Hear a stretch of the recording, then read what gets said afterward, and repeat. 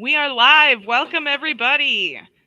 Thank you so much for joining us tonight. We're going to just wait a few minutes here just so people can start viewing just before we actually kick things off. But welcome. We got some people signing on already, so that's good to see. We're not going to dive right in just yet. I think we'll maybe wait like a minute at least. Well, yeah. Thanks, everybody, for joining us. I'm obviously just going to talk to myself for a little bit here. So for those early birds, it might be a little bit awkward. It's okay. I got a nice smile.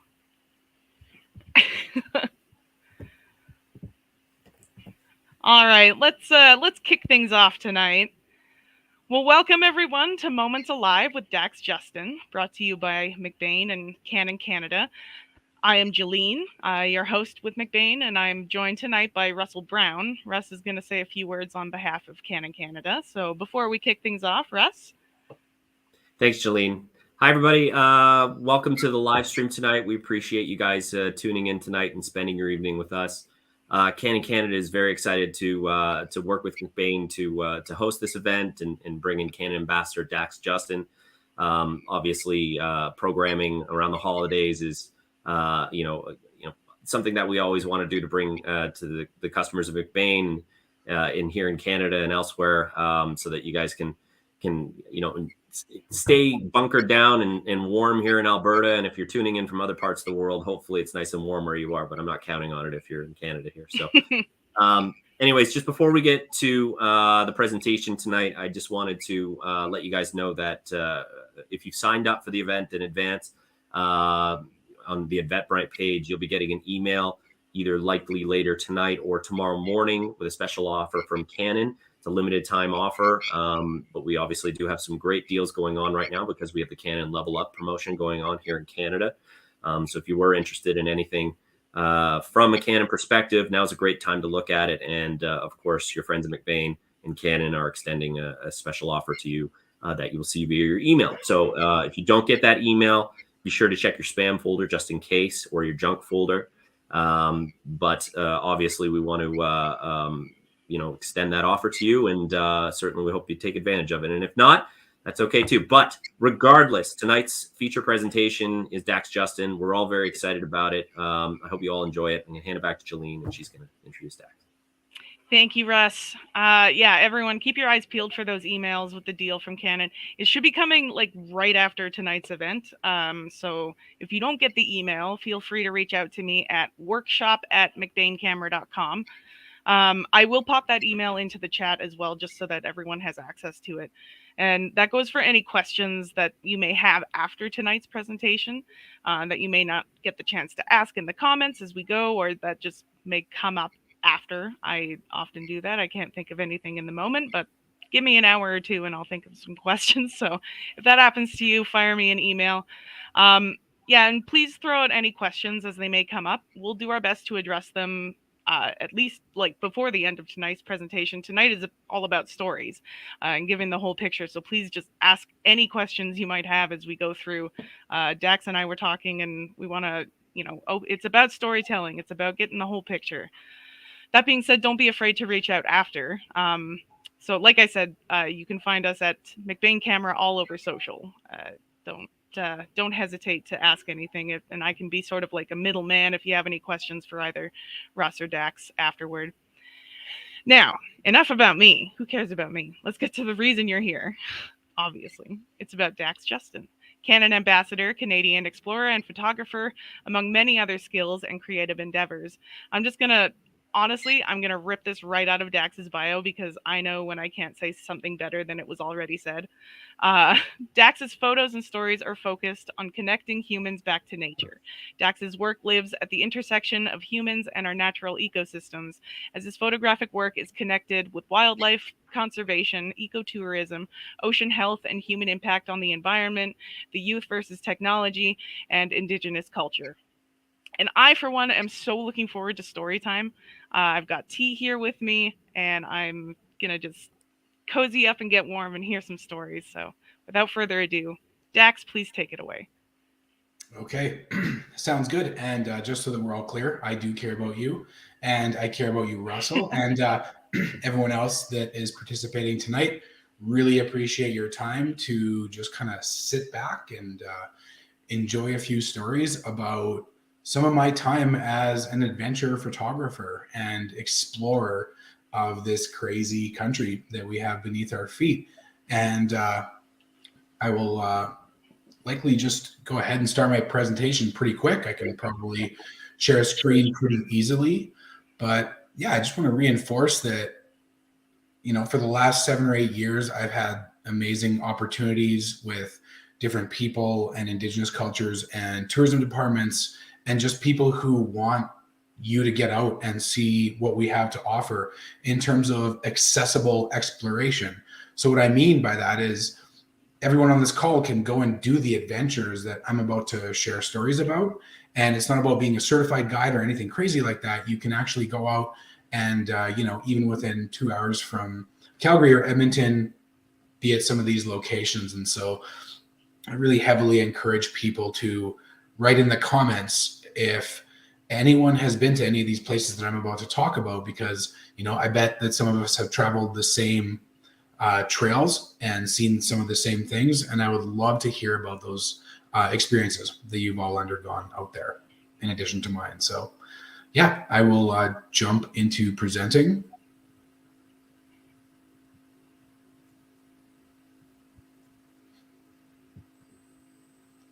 Let me know if you can see my screen. I will. You got to do the present and then share screen. Yep. It's not popping up on my screen. Should be there in 1 second. There we go. Okay, cool. And you can see a presentation right in front of you right now? We certainly can. Okay, cool. Awesome. So take it away, Dax.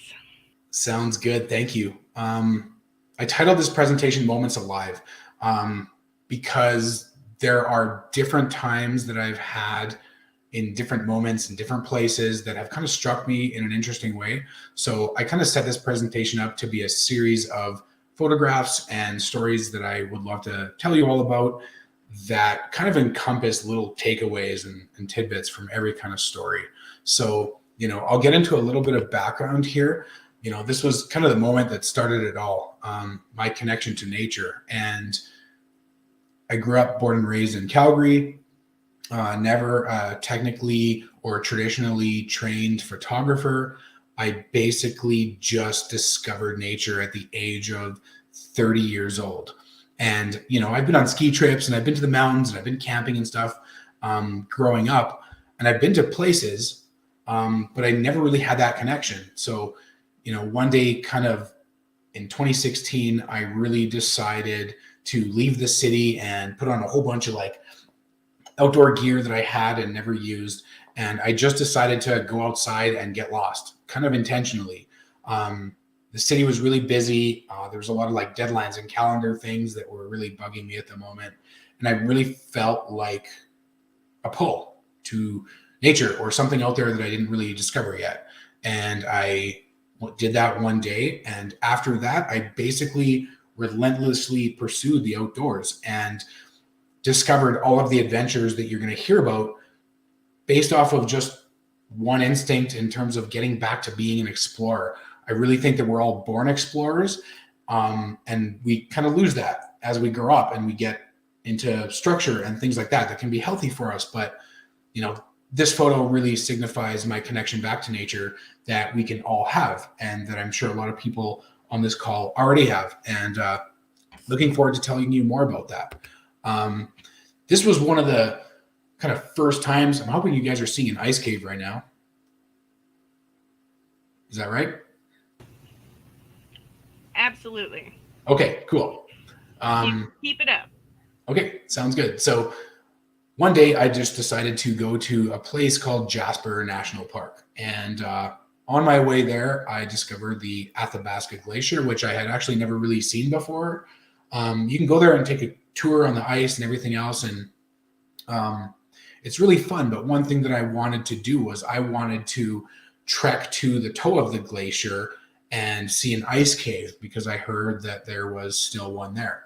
And I went inside the main interpretive building and talked to Parks Canada, and they said that you wouldn't, they told me that I wouldn't get to the ice cave that day because there was kind of like some river formations that were kind of blocking the ice cave and stuff. And a lot of other people that I was with at the time kind of turned the other way and didn't pursue it. And I decided, you know, I have backup gear in my truck always, always making sure that I have the necessary supplies to take on an adventure in the outdoors, because you never really know what's going to happen. So I decided that day that I was going to see an ice cave, and I decided to trek down to the toe of the glacier. I can't comment whether or not this ice cave is still there. I believe that it has changed in various shapes and forms since kind of 2017, but I ended up going through the river and safely and effectively, and I was able to see my first ever ice cave. And when you see something like that for the first time, like many of the other photos that I'm going to show to you, you're kind of hit with something, and it feels like nobody else was around me in this moment. This moment was just mine. And I was able to set up my camera, my Canon on a tripod, and I was able to effectively capture this picture. But, you know, the trek there means more than the actual photo to me. And, you know, the photo is just one moment frozen in time, but to get to that toe of the glacier and see people around me turn back and to continue that was the first time I really discovered what I'm capable of doing in a small sense. And there's a few photos coming up as well that kind of push the boundaries of what I thought I was capable of. And that's something that I've learned throughout expeditions and adventures. Even if it's just to the mountains for a day, you can push yourself beyond what you think you're capable of. And that has been one of the biggest things that attracted me to an adventure lifestyle, is that you don't know what you're capable of until you actually go out there and do it, or until you're forced to do it in a certain sense. I'll talk about that in a later photo, but that's one really cool thing that I've discovered about myself and about other people, is that you can push it safely and, you know, wisely, but you're capable of more than you think. That's what this photo means to me.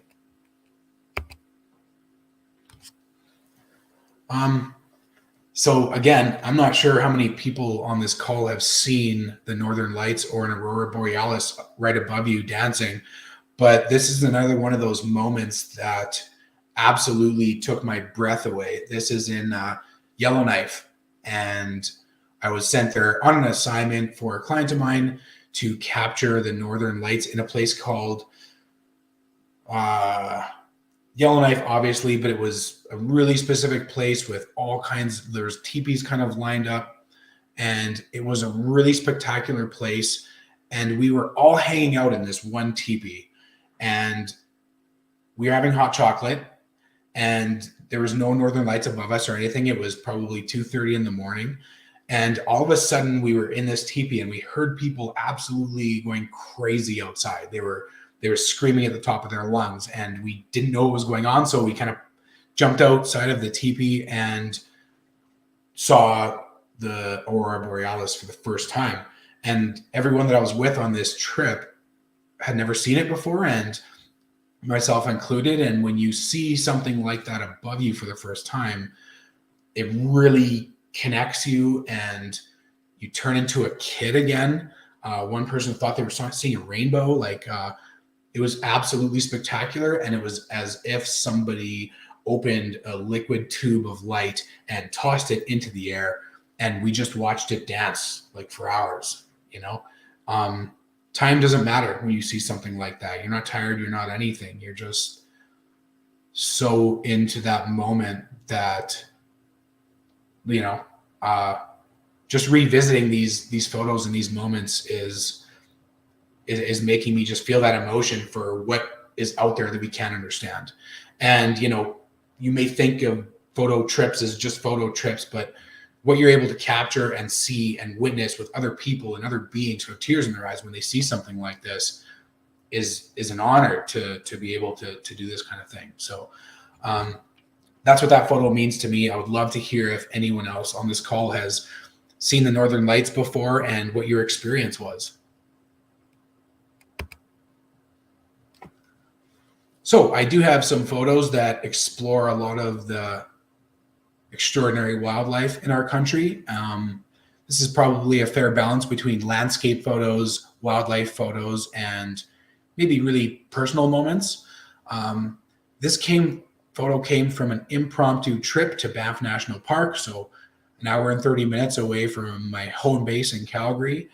And I was out there with a very good friend of mine. We just decided to take a quick drive fairly early in the morning. So if you plan on seeing wildlife in Banff National Park and, take your best bet, you want to head there nice and early in the morning before a lot of people get there and before a lot of traffic noise happens, because the animals obviously love to be in their environment. And this was just a regular drive down the road, on the road in between Tujac Lake and Lake Minnewanka, which I'm sure a lot of you have traveled. All of a sudden, we just saw wildlife, and I kind of jumped out of the car, rolled into the ditch a little bit, and had this moment with this precious creature that you see before you. Obviously, I took about 100 photos, but this is the one that truly connected me. It really feels like I was part of a different environment for a little while. And, I've had a lot of experiences with wildlife, as you'll see coming up. But when I connect with their eyes, I really think that is something special. And I think that just like when you see a human face and their eyes, something happens. I really feel deeply about animals and portraits of them. I really think that has been also a leading force in a lot of the work that I do. I wasn't really sure, again, that this stuff was even possible or that I could even be a photographer when I first started out. It all just kind of happened, and I got gifted a camera. My very first camera was from my friend Ernest, and he was with me when I took this photo. And he gave me his camera because he said I was going to do more with it than he was. And, I wanted to show him what we both could do. And this is the moment that we ended up creating together. So that's another thing about these adventures, is sometimes it's not always about getting a perfect photo or anything. It's about spending your time along the journey with other people and who you're sharing those memories with.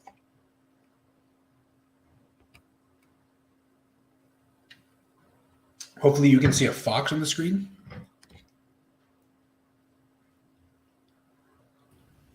And this was from, Sorry. Okay, cool. Just making sure that you guys can see a fox here. So this was from a random kind of assignment that I took on with an organization called Snow Seekers. And they sent me out to British Columbia, northern British Columbia, to snowboard and take photos. And all of a sudden, I snowboarded up to a red fox who at the time was sleeping. And I really believe that when you're witnessing wildlife in real life, definitely have to keep your distance and respect their surroundings. Also respect yours and make sure that you're comfortable with the animal before you kind of proceed, I would say, in terms of shooting the photo. I think something has to be established there.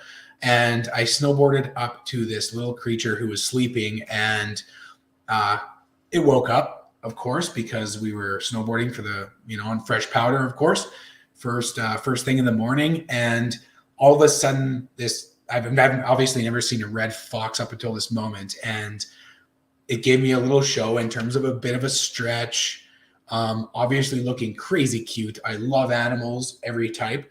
So when I saw this thing, I'm using a long lens, by the way, in these photos, and I'm probably about 30 to 50 feet away from the animal at the time. And then, just again, the eye contact thing, I really feel like I was able to have a precious moment with this creature of character. Even though it maybe only lasted 3 minutes or 5 minutes, he gave me a little show and kind of proceeded on his day. And we proceeded on with ours. And it was kind of a perfect and cool little interaction that I never, ever, ever expected to get from a snowboarding trip on a regular mountain in British Columbia. So that's another thing, is I'm really happy to carry my camera with me all the time. I think that, you know, I have a backpack with maybe 2 to 3 lenses all the time, a long lens and then a couple smaller ones. And I feel that, you know, with 3 or 4 lenses, I'm able to capture pretty much everything that I'm kind of need to do. Whether that is photographing animals or shooting out of helicopters. So this next series of photos is kind of interesting because this was a random trip that I ended up taking to. Dax, I don't mean to interrupt here, but I just had a question from Anne here saying, how do you snowboard with a long lens? And I genuinely want to know the answer to that. You must be very good at snowboarding. I would say, like, I've been snowboarding and skiing since I've been a kid at the good old Canadian Olympic Park here in Calgary. So I grew up with snowboarding and skiing. I definitely have become accustomed to carrying heavy stuff on my back whenever I'm, you know, hiking or on an expedition. I definitely have one long lens with me in my backpack all the time. It's a photography bag and it's built for adventures. And so I'm not too worried about, you know, damaging my equipment as long as I'm not doing flips or anything off jumps and stuff like that. I'm relatively taking it easy. And a lot of the times when I'm photographing snowboarders or skiers, I have to be ahead of them in order to get the right shot. So we radio back and forth where the skiers and snowboarders are, and they come down and sweep me with snow. And I take a beating out there, but you know, it's super heavy on your back and it's not ideal for snowboarding. If I were to go snowboard casually, I definitely wouldn't have a backpack of gear on. Thank you. That was a solid answer. You can continue. Sorry to interrupt. No worries. So this photo takes me back to my first helicopter ride in my life. And I was on an Insta meet with Travel Alberta. And it was one of their very first ones. It was to Jasper National Park. So I drove there, and it turns out that a group of people had one spot left on a helicopter ride up this trail called the Berg Lake Trail. And we were going to helicopter to the top of Mount Robson, which I want to say is one of the tallest mountains in British Columbia. At the time, I'm still pretty new to this and I have no idea what's about to happen. So I was like, yeah, I'll go on a helicopter ride and do this.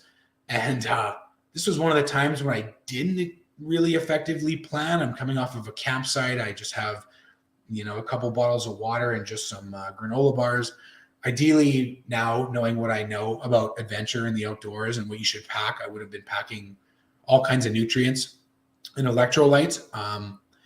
But it turns out the Berg Lake Trail is about 9 hours and 21 kilometer hike. And you don't know what you're capable of until you're helicoptered to the top of a mountain and you got to hike all the way down.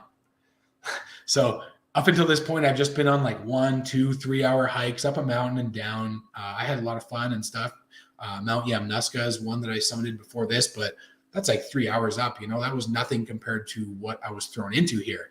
So again, I think that I'm only capable of 3 hour hikes up until this moment, and took a first helicopter ride in my life. It was absolutely mind blowing. Helicopter is by far my favorite way to travel. There's no question about it.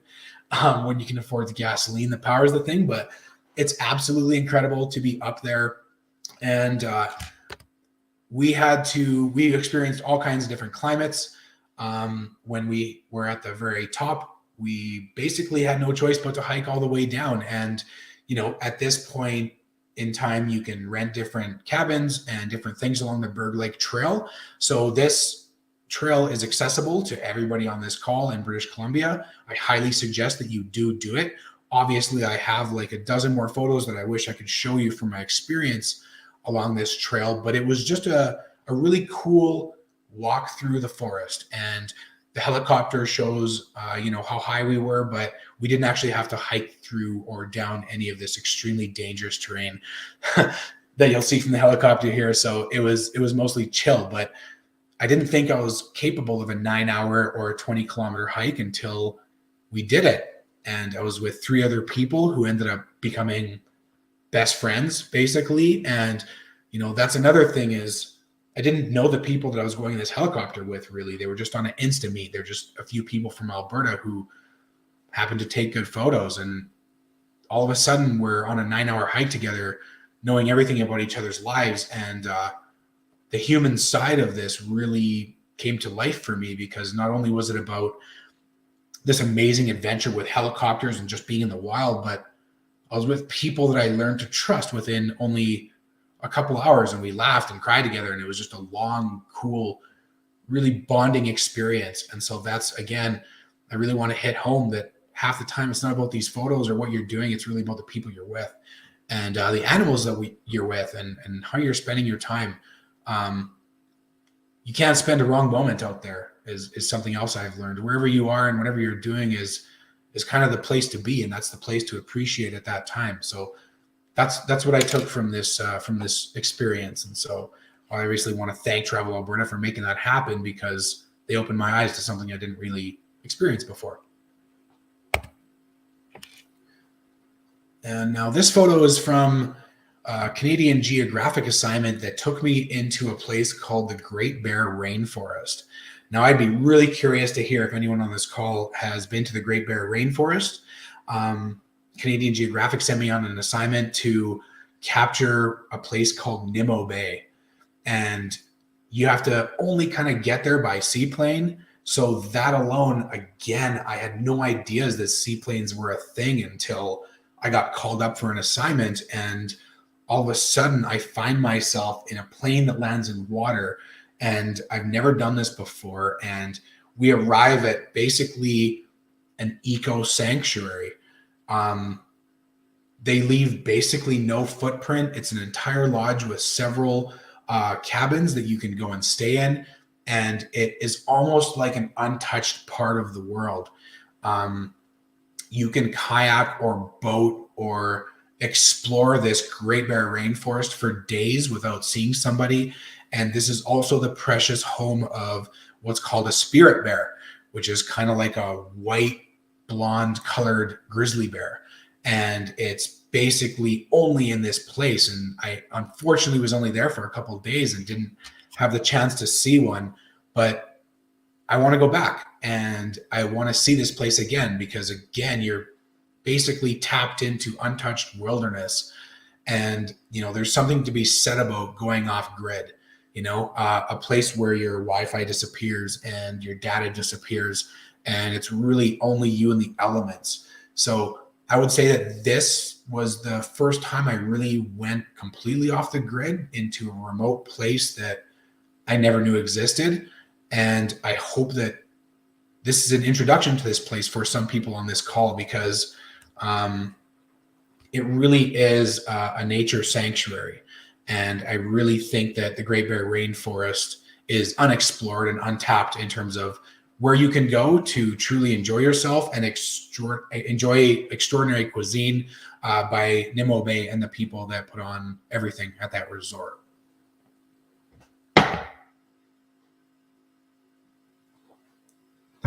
So the next thing I'm looking at is a cave. And I hope you're all seeing the same thing. But this is actually only about an hour and 15 minutes away from Calgary. And one day I discovered a place called Canmore Cave Tours. And they're right at the entry of Canmore, Alberta. And I never knew that you could go caving safely with guides and be unexperienced. And this was one moment where I actually partnered with Canmore Cave Tours, and they kind of are the governing body of this area, which is called Rat's Nest Cave. And I know that sounds kind of funky, and the place comes with a bit of a funky smell at first, but you are fully harnessed up. You throw helmets on, you have a light on your helmet. It is super cool. You're within a few minutes of entering this cave. After about maybe a 20-minute hike up the mountain, you enter the cave, and there are several routes available for you to take. Some of them more adventurous than others, and some of them go a little bit deeper than others. And I'm sure some people in this call have been deep into this cave before. So again, I would love to hear about your experience down here.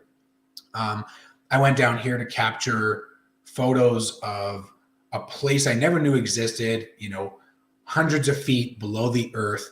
You can drive there, you can rent a package, and you can be rappelling straight down into the darkness within an hour and a half from Calgary. And that I didn't know was possible. And so I didn't really think I could rappel into the darkness. I thought I'd be scared, but I wasn't. I also thought that I would be claustrophobic in a cave, shimmying around through little cracks and stuff, but I wasn't. This is actually a Destination Canada signature experience, because you think it's going to be one thing and you think you're going to behave in a certain way, but once you get down there, it's a completely different world, and your eyeballs are peeled and you cannot believe the things that you are seeing. So I have a few different photos in this lineup, and when you're talking about going 150 feet plus into Turtle Mountain, into the Rat's Nest Cave, you have no idea what you're going to see, and it takes water weeks to get through that mountain to reach the bottom point of the cave. And over hundreds of thousands of years, it carves the most alien-like sculptures I've ever seen. And it was completely alien down in this world. All I could do was stare. And I've never seen stalactites or stalagmites up until this point, which is a few of the things that I'm showing you now. But when you get down there, you can turn your headlamp completely off, which is what we did, and you won't see your hand in front of your face. So it's absolutely out of this world when you experience something like that, and you end up going all the way to the bottom where water collects. Now, these last two photos, I believe, are from a place called the Grotto, and that is at the very bottom point of the cave, where you will go down and you will sit with your guide. He will talk to you a little bit about stories and how all of this stuff happens over hundreds of thousands of years. And you'll kill your headlamps, and all you will do is listen to the symphony of water droplets that are coming from all of these different fossils that are carved into the ground. And when you go down there and experience something like that, you think the walls are going to cave in on you. You think you're claustrophobic, but I wrote a blog about this actually on my website that is called Into the Womb of the Earth. And that's honestly what it felt like. The walls aren't caving in. Nothing's moving around. Everything is so solid, and it is so spectacular to experience something like this. And I understand now why Destination Canada made it a signature experience, because it truly is out of this world. So it's just another thing that I never had a clue it really truly existed until I experienced it. So thankful for Canmore Cave Tours for sending me on this expedition, because this was absolutely crazy. I ended up going into the Rat's Nest Cave on 4 different occasions for different reasons, photographing different things, and definitely look them up if you're in the area, because you definitely won't regret it. Sorry, just really quick, Dax. Were there bats around? Rhonda asked the question earlier, and that one cave formation that you showed definitely looked like a bat ear, so it came to my mind as well. But were there bats in that cave, or? Yeah, you know what? No wildlife sightings whatsoever in the cave. Wow. I don't know why it's named Rat's Nest Cave, but I could look that up. But there were no rats, there were no bats. There was no life other than the formations that we witnessed. And wow. there was nothing crawling around. There weren't bugs. There weren't anything. It stays at about 0 degrees the entire time. So you're not cold. You're not hot. You're right in between on that entire adventure. So you don't need like big ski jackets or anything to go do that. It ends up not reeking the whole time. It just kind of smells at the top. But once you get into a few feet, you're into a completely other world, and smell just isn't important anymore. Yeah, it just doesn't matter anymore. Rhonda was also asking, as a photographer, can anyone take their gear and set up in that cave? Like, can you just go on a tour and bring all your crap with you? Yeah, of course. They definitely encourage people to bring photography equipment and shoot down there because it's out of this world. And it's a challenging environment to shoot in because it's pitch black. So I used a lot of different lighting instruments to help aid me in capturing what I wanted to capture. I would definitely reach out to the team at Camera Cave Tours because they do welcome photographers on various platforms, and they do want you to take a guide down and shoot and set up. And they've actually had bands down there. They've had all kinds of things going on inside that cave.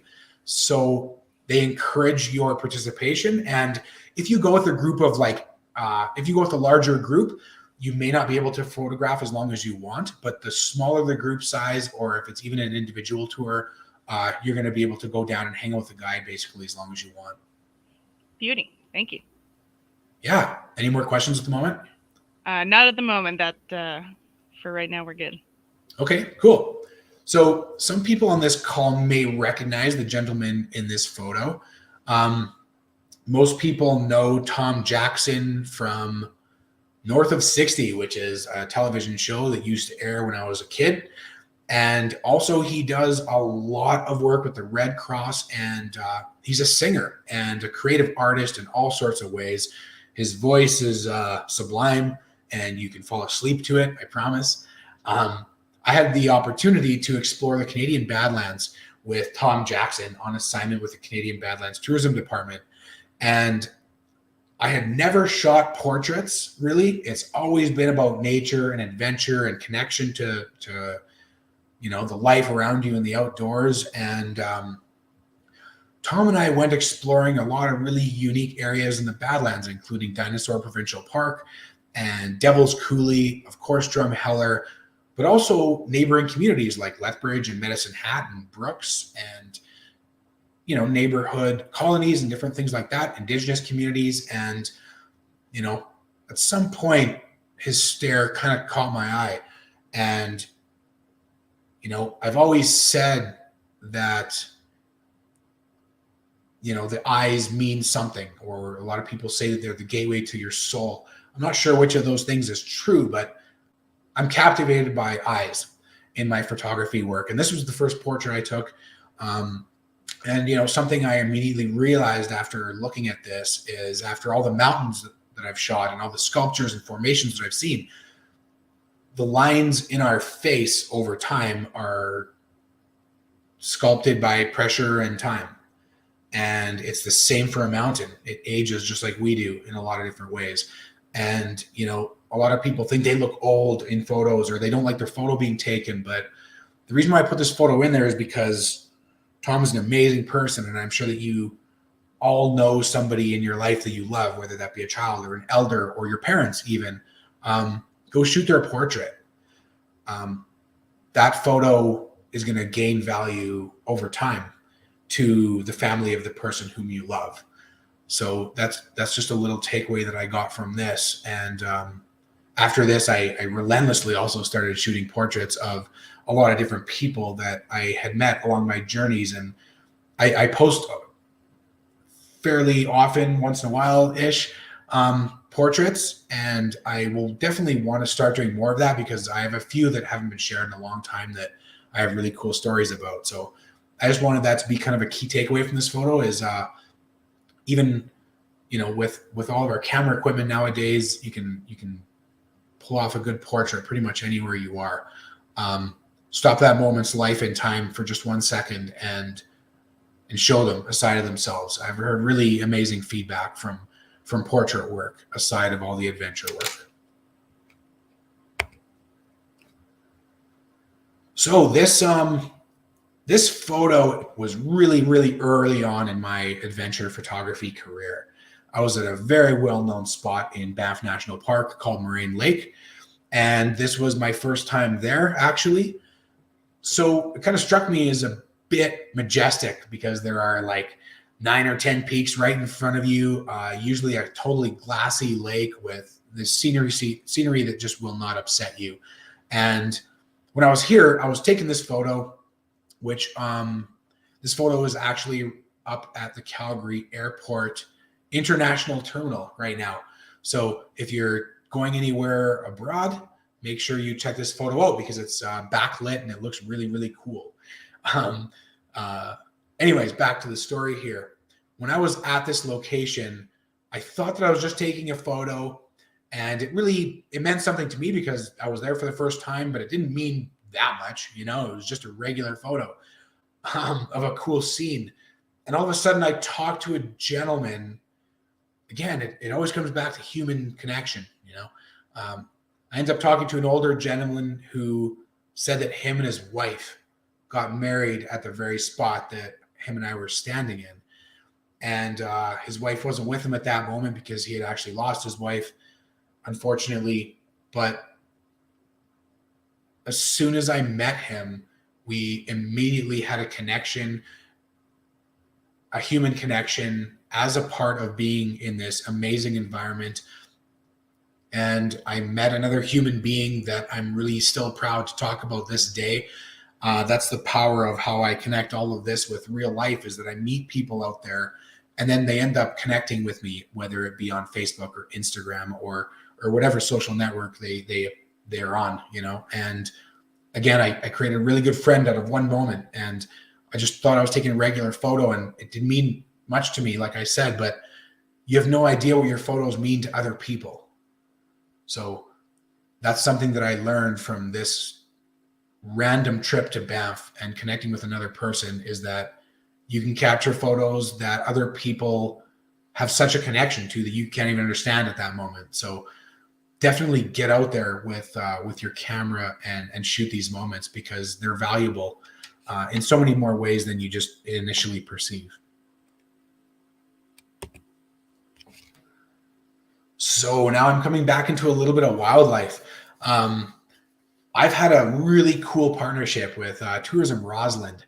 So Rossland is in British Columbia. It's about maybe a 7 or 8 hour drive from here.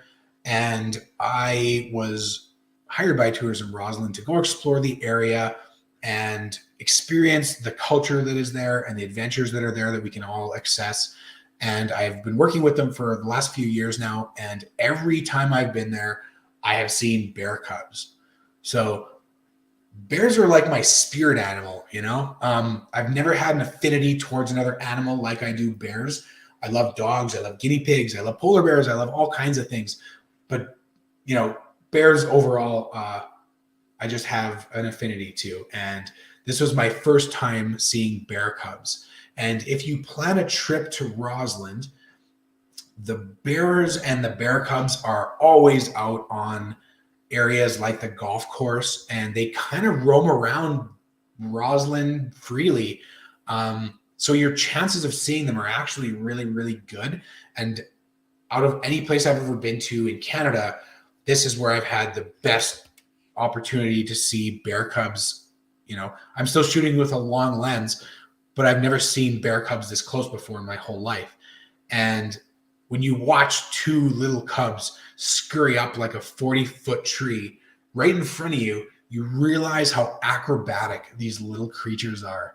And again, I'm laying on a putting green at the time, shooting these cute animals from, I believe it's called Redstone Resort in Rossland. And I'm completely blown away at this moment. I have my long lens, I'm laying on a green, and my shutter is rolling and rolling because I can't believe what I'm seeing. And I end up seeing two bear cubs crawling around absolutely free. They have no clue about technology. They have no idea about calendars or timelines. They are just pure. They are pure explorers. And again, that is what I believe that we are all truly born to be, is explorers. And when I look at this photo, when I think about my daughter, when I think about just being alive and growing up, this photo really kind of takes me back to my own childhood, because you're just so free and you're curious and you have a sense of adventure in you all the time, and that hasn't been destroyed yet. So I really enjoyed this moment, and I always love talking about bear cubs. So right now, I hope I'm still online and you are seeing a polar bear. Is that right? That is right. We're all good. Okay, perfect. Just making sure I'm not talking to myself. No, we're all still with you. Perfect. Okay, this is kind of like nearing the end of my photographic presentation, and it's the thing I get asked probably the most about, and that is polar bears. So this photo is from an expedition and assignment that Canadian Geographic sent me out on, and I flew from Calgary, Alberta to Churchill, Manitoba, not knowing that a polar bear safari really exists. And Canadian Geographic sent me the website. They sent me the links to check it out. I checked it out briefly, kind of breezed through the itinerary and glazed it over, of course, and found myself on a plane out to a place called Diamond Lake. And I was going on a 7-day polar bear safari on the ground with polar bears. We're hiking on the tundra, basically, Hudson Bay tundra. And when you fly into Diamond Lake, you are looking out of your plane. And of course, we're landing on like a gravel landing strip, super old school type plane, no first class, we are looking out of our windows and we see these huge objects down on the ground. And we don't know if they're polar bears or rocks or what, but they're polar bears. And we land on the landing strip, and there are polar bears that are around. They're not really close to us, but we saw them from the landing strip, and you could still photograph them from a camera, so they're somewhat close. But we land and we go into the compound. So this adventure tour company, as I'll show you in a moment, is called Churchill Wild. And they are the group that organizes these polar bear tours out on our Canadian tundra. And we land into a compound. So we are now the ones who are fenced in, and the animals are in their own territory. And we are there just to observe and enjoy a nice lodging experience. And we hoped to see polar bears on this trip. And as soon as we landed, we basically dropped our gear off into our cabins. We suited up. And basically every day at Churchill Wild looks like you have an amazing breakfast, of course. All of these lodges that I've been to are almost eco lodges in that they're sourcing everything locally. They are really ethical in the way that they run their businesses and experience wildlife and each other. So you basically get ready, go on a hike for a couple hours in the morning, and then you're going to have lunch, and then you hike for a couple hours in the afternoon on the tundra. And this was my first time seeing a polar bear. And, sorry, I've seen a polar bear in a zoo previous to this, growing up as a kid and stuff. This is the first time I was in their own habitat and their own ecosystem where they're literally in charge. Polar bears are an apex predator on this earth of ours. And so this was surreal to me. Right now I'm standing behind 2 guides. And there were about 15 of us on this trip over 7 days, and we are protected by 3 guides who have, a lot of questions get asked when it comes to the guides. And the most common question I get asked is what are their deterrents for the bears? And they basically have a few different levels of deterrence. The first one being all vocal. So we vocally communicate with the bears and tell them that that's far enough, or no further bear, that's good bear. And in most of the cases that we came across polar bears, maybe 3 or 4 times a day in that 7 days. So we had probably 16 or 17 different occurrences with bears, and vocal communication was it. And the bears every single time would kind of just be curious. They're kind of like big dogs. They're actually not far from canines in terms of the whole ecosystem, but they were curious about our sense. They were curious about us. I want to say that this photo is about 50 meters away, but it's probably more like 30. Again, these guides are experts, and in the 20 years of business that Churchill Wild has been in business, they've never actually had to fire their guns at a bear. So the deterrents range from voice level to gun level. And they obviously have guns because, again, this is an apex predator, and they've never actually had to shoot a bear. which is pretty amazing in 20 years of business. A lot of people have this preconceived notion that obviously polar bears are dangerous, but I thought they'd be like snarling and foaming at the mouth and stuff, and they just weren't. They were just like big, precious fur balls doing their own thing. And I was with 15 other people who realized that all at the same moment. And, shutters are going crazy, of course, because a lot of people are taking photos, but for the first time in our lives, we saw this size of an animal in front of us, and it was just behaving on its own. It was, this also is a Destination Canada signature experience, because seeing polar bears is one of the most spectacular moments of my life. And even though it definitely takes an investment, the investment is worth it, and you're going to be reliving these moments for the rest of your lives. And so I'm so thankful still to this day that Canadian Geographic sent me on this assignment to see polar bears in their natural habitat. I definitely got creative when it came to capturing the essence of what I was experiencing photographically. So here, this is definitely a photo that I made black and white. Again, I think there's a power to black and white photography in a certain sense. When you remove the color, you're just left with the contrast and the tones. And I feel like I can just look at this bear right now and just go back to that moment. I'm standing right in front of him. Again, probably about 30 feet away. Nobody's in front of me. The guides are alongside me, and I just want to stare at the fur and the claws and everything else. You'll notice this bear has a tag in its ear. So they do tag all the bears out there and keep track of them. One of the bears I'll talk about here almost right away is named Scarborough. And I'm actually going to go to that slide right now. This is Scarborough, and this is a polar bear that has returned to Churchill, Manitoba for the last decade now. There's a resident guide out there named Terry, and he has recently posted a photo of seeing Scarborough again this year. So this is a bit of a troublemaker, Scarborough. He got his scar above his right eye in a fight with a wolverine, and it's life or death out there on the tundra. It's that's something that I would like as a takeaway from this set of photos, is that it's a pure survival experience. It is primal on the tundra. These Canadian polar bears were out there happy killing seals, and eating and feeding their cubs and doing what they need to do. They weren't malnourished. They weren't aggressive in any kind of way. Scarborough kind of put on a show for us, and he rolled around in the sea kelp for a little while. That's definitely a photo favorite that a lot of people have loved, but he's a massive bear, and he runs that community.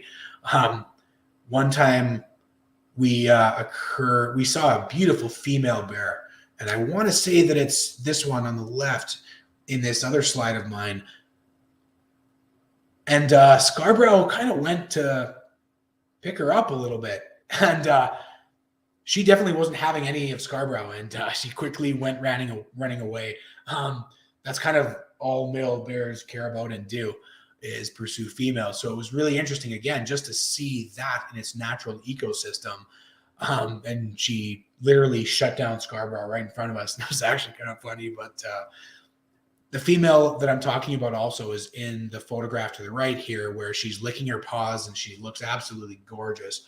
She's got like a perfect coat of fur on her, Scarborough just woke up in sea kelp. He's covered in mud and all kinds of stuff, and went to talk to this girl, and she wasn't having it. So it was actually a really interesting, cool moment that, again, I just never expected that would happen. And as you'll see in that photo, there's my backpack that I carry all my photographic gear around in. One of the most popular questions that I do get asked is, what did you feel when you were standing directly in front of a polar bear? And in the photo on the left, I'm laying on the tundra like I am in the right. And I'm only able to do that for maybe a few more seconds. And then the guides were like, hey, man, you have to get up, because you look more like prey than anything else. So I was able to capture this rare photo on the left of this bear just, again, sizing me up. And I was a fair distance away, so it was still safe, but it was a surreal experience. And, to answer the question, what do you feel when you're standing directly in front of one? You don't feel like nervous, afraid, scared, any of those things. You feel all of it at once. And it is a completely sensory experience. You will not be closing your eyes. You probably won't blink if you don't have to. You won't be thinking about water or timelines or deadlines or the office or anything else other than what you're experiencing with that animal.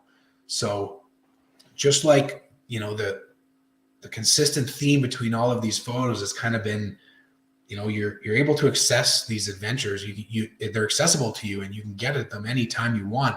You just have to make the decision to go and do one of these things, and it will absolutely change your life. I've come back from all of these trips absolutely transformed in different ways, and it's almost like a recharging of yourself and your system. A lot of people feel less anxiety when they go to the mountains. Their stress levels come down, all that sort of stuff. And that's what I mean about getting back to us as being born explorers and going on these adventures, because we can, and we can still see polar bears at this time in history. So I just highly recommend that the biggest takeaway from all of these photos be that, you can go and see all of these adventures and take them on yourself.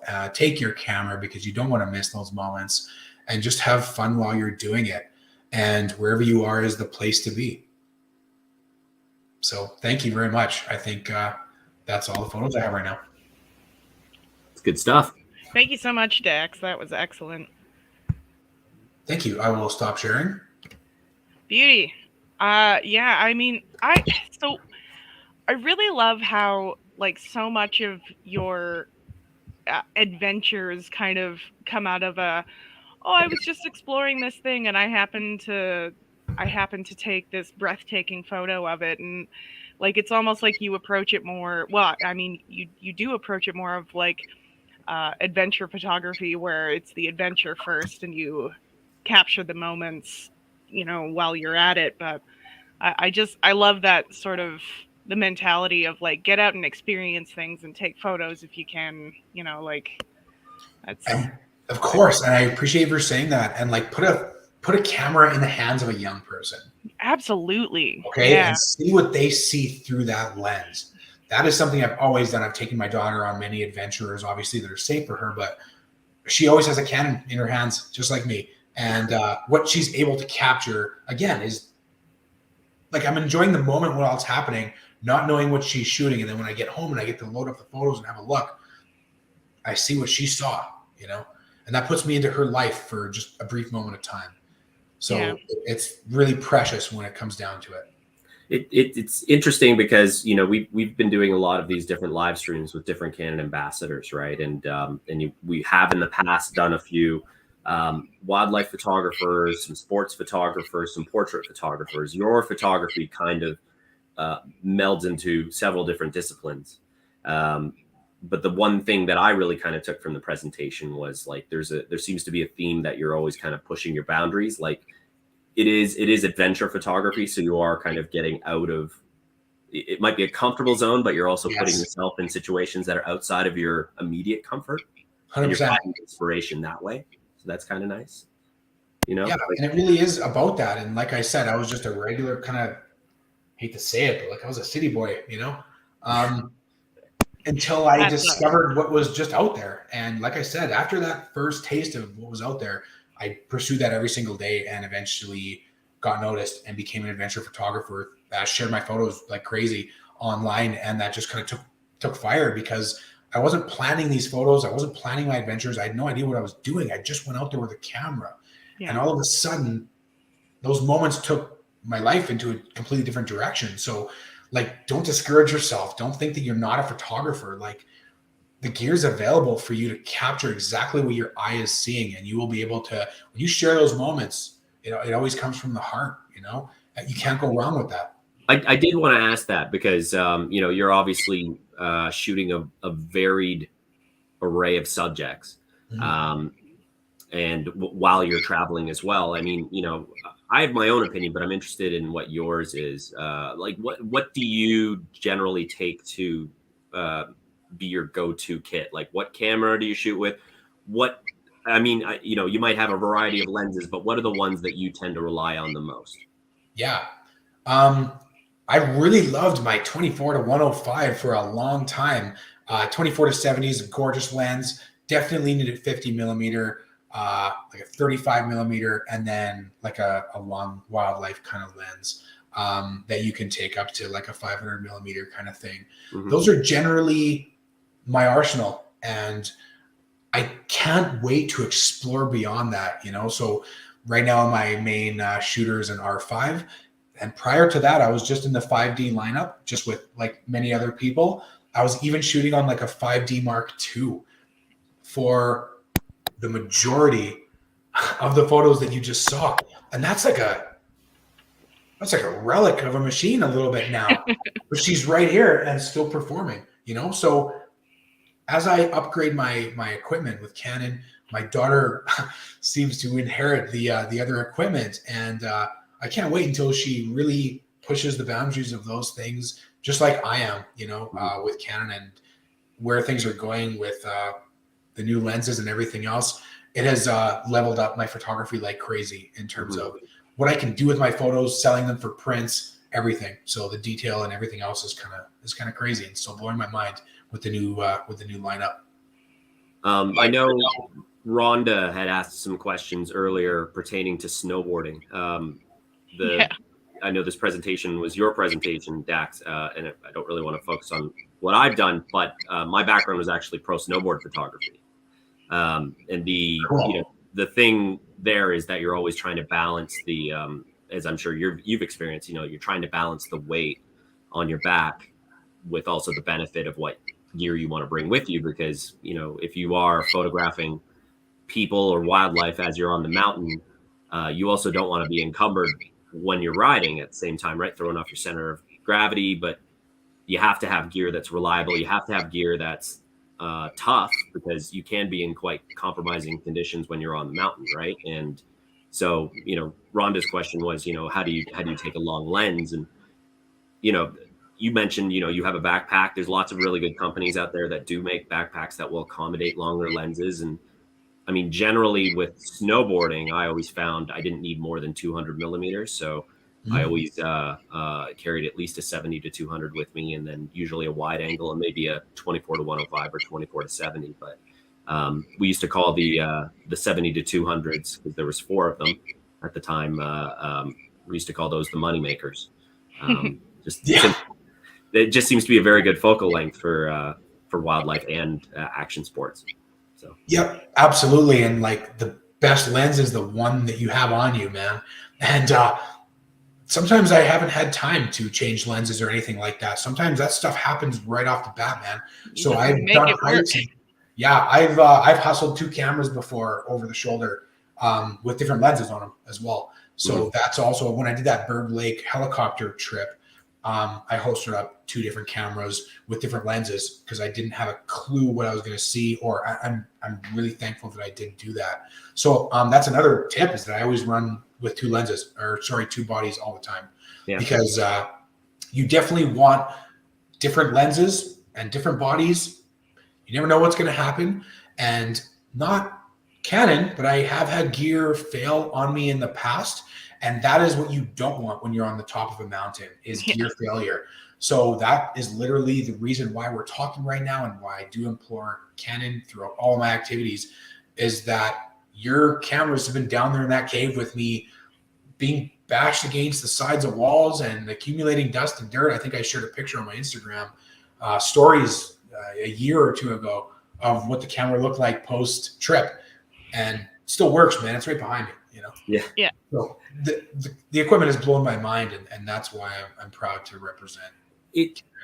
Just on the note of when you were talking about the snowboarding, and there's an entire subreddit dedicated to praising the cameraman for you know, you have to do all of the same wild crap that everyone else is doing on the hill. And I mean, granted, you're not doing flips and everything, but you're, you know, praise the cameraman. Like I said, whole subreddit. It can be difficult as a photographer, especially if you're shooting action sports on a mountain. Like, you know, sometimes the best angle that you can get puts yourself into a position that might be closer to the edge of a cliff that they might be jumping off of, right? And that comes fraught with its own issues. Or putting yourself in a landing zone where somebody might drift off in a different direction than they intend, and all of a sudden, you're the one getting nailed. Like I've actually had it where I've set up flashes on tripods, and somebody comes really close to me, and then you dive out of the way, and then all of a sudden you look around and realize that your tripod and your flash are in multiple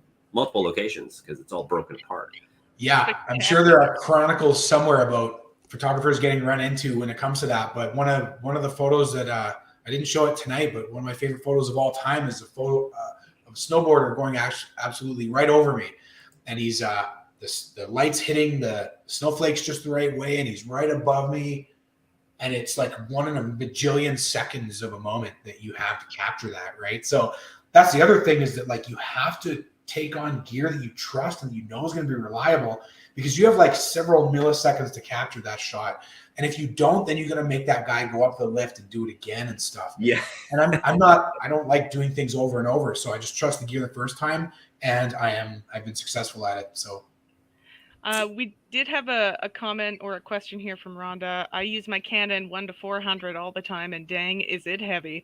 Question, do you ever use a multiplier for longer reach? Curious if soft focus is much of a concern. Yeah, and no, I haven't as of yet. I haven't used any extenders or anything on my gear. I haven't actually I don't think I've actually needed to at the moment. But, I would look at exploring that for sure at some point. I mean, especially if you're shooting with the R5, like with that high resolution sensor, you can accomplish a lot without quite so much reach with the zoom. Yeah, I've had a little bit of experience with the extenders. I mean, it really comes down to how much available light you're working with, right? Because if you're putting extenders on a compatible setup, I mean, if you're using a 1.4 time extender or a 2 time extender, you do get that extra focal length, but you also are essentially doubling the aperture, the minimum or maximum aperture that you can go to. So if you're using, say, an f4 lens with a 2 time extender, that automatically becomes an f8 lens. Now the new mirrorless technology still allows you to have quite a bit of autofocus over a lot of the sensor, depending on the camera and depending on the setup that you have. So focus is never an issue. Soft focus, I've never really had much of an issue at all with. The thing is available light. So if you're shooting in daytime, it's generally not an issue at all.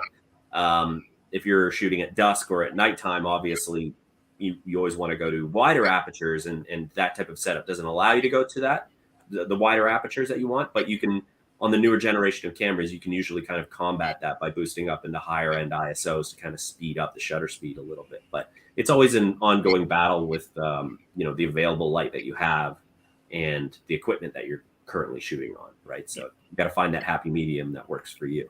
But for wildlife, I mean, generally, a lot of people will shoot during daytime, and we even have the RF 600 mil and the RF 800 mil that are f11 lenses on their own. And if you put a 2 time extender on it, they become f22. So I would definitely recommend in those situations you want to be shooting in a lot of bright light, but that does mean that you can double the focal length from 800 millimeters to 1600. Yeah. So pretty spectacular. Yeah, absolutely. Yeah, I definitely, it is quite impressive with the ISO range that you can boost out of these new mirrorless cameras. Like it's blowing my mind for sure. You're touching upon something that I wanted to ask Dax about, because I know we had, previous to this conversation, had a brief back and forth about how you're just now starting to transition into the new generation of mirrorless cameras, because you've traditionally been on 5D Mark IV. And 5D Mark IV is still a current product for us. It's still a product that a lot of people kind of aspire to get. But as you've transitioned into the mirrorless, and I know it's early, what have you found some of the benefits have been for you in your photography? Well, again, I think it really just comes down to what I'm able to send the client at the end of the day. And when I zoom in on photos, how pixelated do they look at some point? At what point do they get kind of choppy and distorted and whatever else? Since upgrading to the new equipment, I've shot like weddings, and like I'm a adventure photographer, but after some people see the photos that I'm able to capture with the new lineup, one of my good friends hired me to shoot his wedding, and he didn't trust anyone else, So, because of the new equipment and everything else, he's just like, dude, it's an obvious choice to go with, the top level equipment and what I'm able to produce, and the level of confidence that equipment brings me is what matters at the end of the day. I have the confidence to shoot whatever, whether that be a wedding, which I've never shot before. Like I'll guarantee I'll go there and be able to accomplish what I need to accomplish and capture those moments that they'll never have again, So I've been able to, I can't wait to get it out actually into further distances. I wish that I had all of this equipment when I was on a polar bear safari and when I was in remote places in British Columbia, but I'm really just looking forward to what's coming up and where I can take these things in the future. Yeah.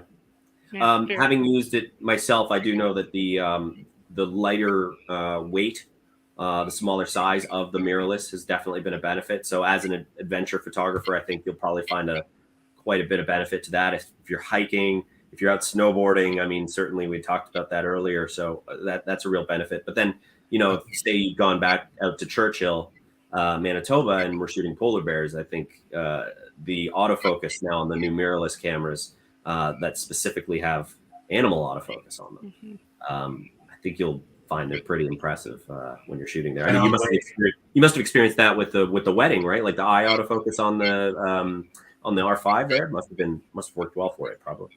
Yeah, it was incredible, and the photos absolutely did what they needed to do, blew people's minds, and just captured a spectacular moment in one of my best friends' lives.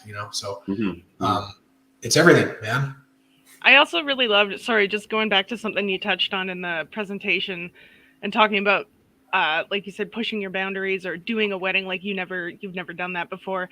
I loved your like go out and take your portraits of the loved ones in your lives, and like I love that. That's just such a simple sort of task to put on, to take on and be like, I'm going to document these people that I love. And you're right, like they're only going to get more valuable as time goes on, and you'll look back and be like, man, I'm really glad I put that time and effort into capturing my loved ones and keeping these memories. I really love that, and I think that was an excellent little ad. Beautiful. Well, that's why I ended up calling the presentation Moments Alive, is because you can capture these moments and they're going to live on forever.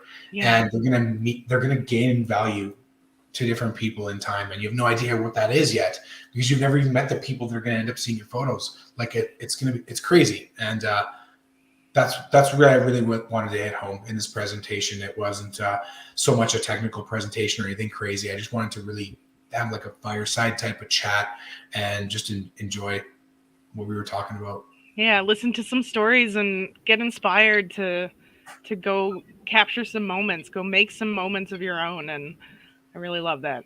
I think that's an important lesson too, because I feel like that's, the moments that make you feel alive and the connections that you make are all relative to you and your experience, right? Like I think it's really, really interesting that you, as an as an adventure photographer, your boundaries are, what I think a lot of people's boundaries are, which are going out into the wilderness and pushing and getting into new situations and stuff like that. But because that's where you've already explored, you mentioned how for you and a new experience was shooting a wedding, right? And I think probably something like that, like shooting portraits or shooting your friends, or maybe taking a camera to a wedding, maybe just that you happen to be attending or something, that might be a boundary that somebody has on their photographic journey. It's just you in particular are started by pushing your boundaries, not only physically, right, but then after you've already done a lot of those arduous types tasks with your photography, then went to weddings. It's almost a different journey from, I would say, a significant portion of photographers out there. Yes, of course. And like, I've only shot 2 weddings, so it's not like I haven't put wedding photographer on my website or anything, but it is 100% getting out of your comfort zone and like lean into it, like really lean into getting out of your comfort zone and go get lost, try the new things, try something that you never thought you were able to do before. And like, you're going to be pretty surprised by what you're capable of. And certainly in, you're based in Calgary, I believe. Yeah. And I'm in Edmonton here, and I live near the Mill Creek Ravine. And there's like you can get lost in the city. Like you can, go out into the wilderness, and it's just in my backyard basically, and I can go out and actually not be able to find the city skyline anymore because the trees are obscuring it. You don't have to go that far to just like try something that you haven't gone out and seen before. And excellent. Awesome. Yeah, very true. I just started exploring in like Bragg Creek, which is like not far from Calgary, and you can just wander out there and find cool things. And that was the first time I went out. I didn't do any crazy adventure. I just saw the sun hit the snowflakes differently. I came across dream catchers and teepees and stuff in the woods, and it was just really, really cool. It kind of put me outside of what I thought was normal for a moment. And I came back from that first trip just going crazy, calling my friends, being like, there's something else out here, man. We're missing something by just doing the same thing over and over again every day in the city. Like there's more to stuff than that. And going after the adventures after that was the best decision I think I've ever made. Well, awesome. I mean, we did get a couple comments here, like Adam mentioned giving point and shoot to their daughter when they go on trips, and Rhonda was mentioning when you were talking about your daughter getting your hand-me-downs, well, pretty soon your R5 is gonna go missing. Yeah, probably won't be long. I've got a comment here. Thank you for chiming in. I'm from Victoria, and this is so inspiring. I've been just taking photos anywhere I go, hoping to travel more in the future and explore new places. I love that. Got a comment from Dale too, just saying the Mill Creek Ravine and River Valley and Edmonton are great places for daily photo walks, and further afield, Elk Island. I mean, it's I think we need more of these, and especially Russ, you were talking at the beginning of the presentation, like it's wintertime, everyone's kind of hunkering down.